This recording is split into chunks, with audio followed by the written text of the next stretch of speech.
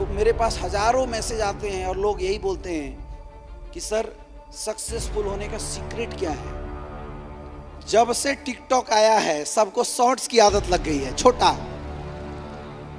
फटाफट चाहिए, हर कुछ है कि नहीं, तुरंत चाहिए फटाफट। मेरे दोस्त, सफलता कभी फटाफट नहीं हो सकता। और सबसे इंपॉर्टेंट जो चौथा पॉइंट है उस पर हम लोग बात करना चाहते हैं।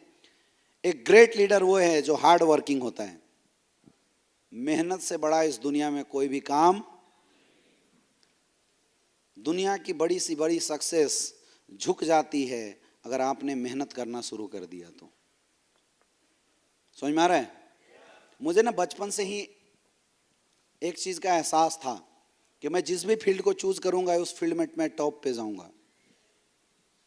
मैंने एक बार पंडित जी को, बहुत छोटा था मुझे याद है, मैंने पंडित जी को अपना हाथ दिखाया तो पंडित जी ने बोला, बेटा तेरे हाथ में किस्मत की तो लकीर ही नहीं है। क्या बोला?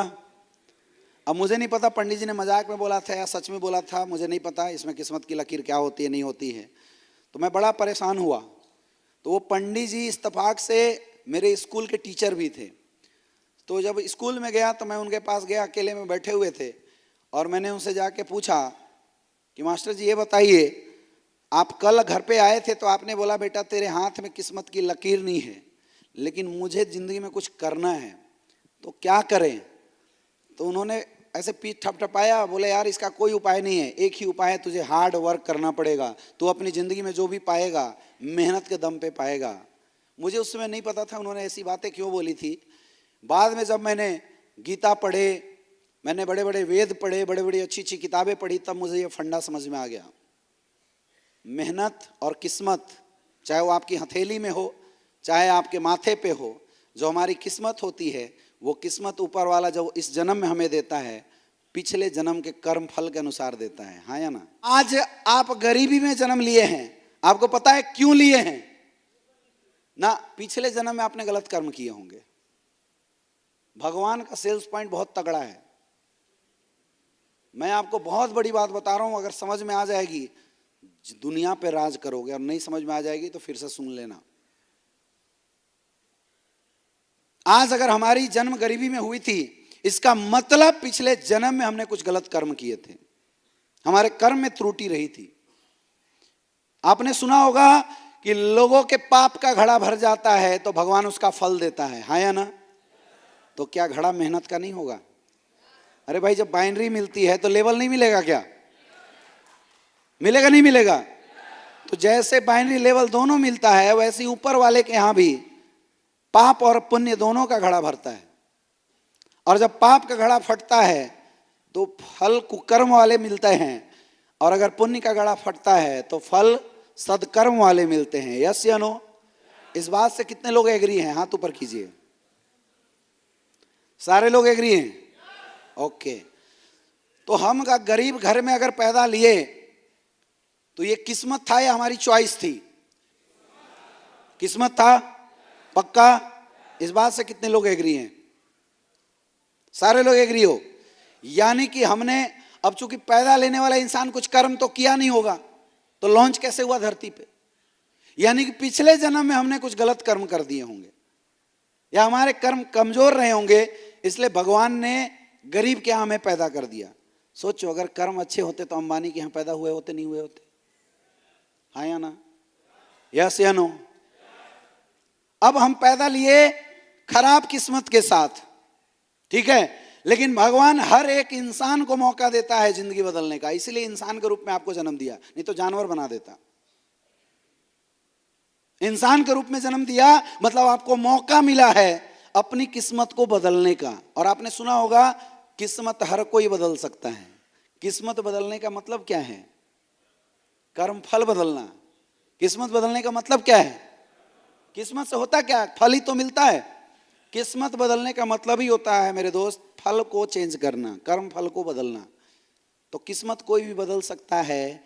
कैसे? कर्म करके। कैसे? कैसे कर्म? अच्छे कर्म। तो कर्म का इतना कोटा होगा जिसको पूरा करना पड़ेगा। जैसे डायमंड बनने के लिए कितना सेल्स पॉइंट चाहिए लेफ्ट राइट में? हाँ जी, 1,96,000 और 1920,960, राइट। तो वैसे ही अच्छे कर्म का सबका कोटा होता है। वो कोटा जिस दिन पूरा हो गया, समझ लो अच्छे फल मिलने शुरू हो जाएंगे। लेकिन अब मुझे बताओ, किसको यहां पता है कि मेरा वाला कोटा कितना है? ये तो हमारी कंपनी बड़ी अच्छी है जो लिख के दे दी है, भगवान ने लिख के भी नहीं दिया। किसको पता मेरा वाला कोटा कितना है? लेकिन इसका एक तरीका है, इतना कर्म कर दो, इतना मेहनत कर दो, इतना मेहनत कर दो कि जो कोटा 10 साल में पूरा होना था 2 साल के अंदर पूरा हो जाए।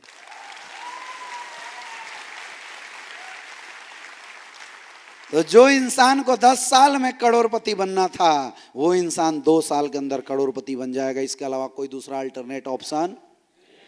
हार्ड वर्क तो करना पड़ेगा my dear friend. Network marketing industry में 60 साल की इनकम 3 साल में आती है। अभी मेजर साहब हमारे साथ आए थे। कहाँ गए मेजर साहब? सर यहाँ हैं। मेजर साहब 1.5 लाख रुपए महीना कमाते हैं। आप मुझे बताइए साल की इनकम कितनी हुई सर की? 18 लाख रुपए। मेजर साहब 35 साल नौकरी आपने किया, 35 साल में कितना पैसा कमा के आएंगे? कितना?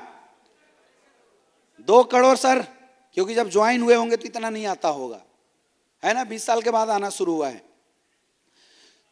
800 रुपए से ज्वाइन हुए थे, लगभग 2 करोड़ रुपया 30 साल मेहनत करने के बाद ये भाई साहब लेके आएंगे। क्योंकि जब मेहनत किया किस्मत बदल गई, मेहनत नहीं करता तो किस्मत। ये फॉर्मूला आपके साथ भी लागू होने वाला है। मेहनत करोगे, मेहनत करोगे, मेहनत करोगे। कब तक? जब तक किस्मत ना बदल जाए। कब तक? कब तक? लोग गलती यही करते हैं, लोग गलती यही करते हैं, किस्मत बदलने वाली होती है उससे पहले मेहनत।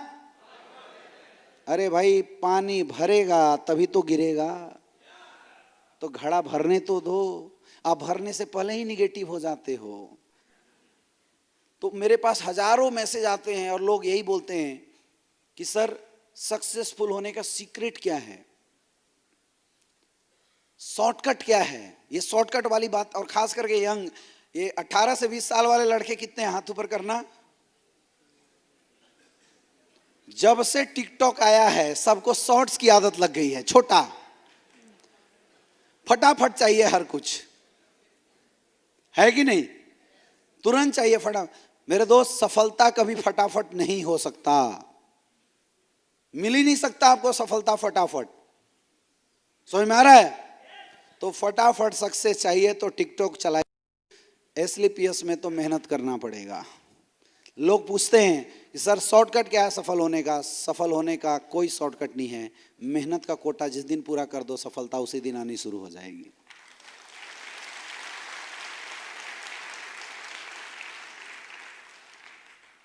रामायण में भी गोस्वामी तुलसीदास ने बोला है, कर्म प्रधान जस जर रहा था, जे जस करे तस फल चाखा। कर्म प्रधान ये दुनिया है, जो जितना ज्यादा कर्म करेगा उसको वैसा ही फल मिलने वाला है। ये बात आम लोगों को समझ में नहीं आती है, इसलिए लोग काम चोरी करते हैं। अच्छा, कई लोगों को ना आलसपन बहुत आता है, मेहनत करने से लोग घबराते हैं। सुबह अप्लाई ने बोला यार 6 बजे प्लान करने चलना। सर सोने दीजिए ना सर, शरीर बचा के करोगे क्या? ये शरीर नाश्वर है, एक दिन तो इसको मरना ही है या ना? यस या नो? और जिस दिन ये शरीर मरेगा आत्मा दूसरे शरीर में प्रवेश कर जाएगी। पक्का है? पक्का है? यस या नो? 100%। ये अकाट्य सत्य है। आपको लग रहा होगा कि मतलब सर कौन सी बाबा वाली बात में चले गए, लेकिन मैं दुनिया की सत्यता आपको बता रहा हूं और हमारे धंधे से इसका बहुत बड़ा लेना देना है। मेरे दोस्त, आम लोग सफल तब तक नहीं हो सकते जब तक आम लोग अपने आप को ना समझ पाए। जितने भी आम लोग सफल हुए हैं वही हुए हैं जिन्होंने अपने आप को समझा है। मैं आपको आपसे मिलाने की कोशिश कर रहा हूं और ये कोई प्रयास नहीं हो रहा है। समझ में आ रही है बात? ये शरीर जो है ना, ऊपर वाले ने ये जो शरीर है इसकी एक उम्र बना के भेजा है। मरता इंसान नहीं है, मरते हम नहीं है। मरता कौन है? ये हमारा शरीर, मशीन। जिस दिन काम करना बंद कर दिया, आत्मा इस शरीर को छोड़ के दूसरे में प्रवेश कर जाएगा। ऐसे ही होता है, नहीं होता है? यस या नो? तो जब पता है कि इसको 50-60 साल ही मेरा साथ देना है, तो दबा के इस्तेमाल करो ना यार इसका, है या ना? फिर इसको बचाते क्यों हो? इसको बचाते क्यों हो? क्या पता पिछले अगले जन्म में गधे के शरीर में डाल दे ऊपर वाला, फिर ढेचू ढेचू करते रहना।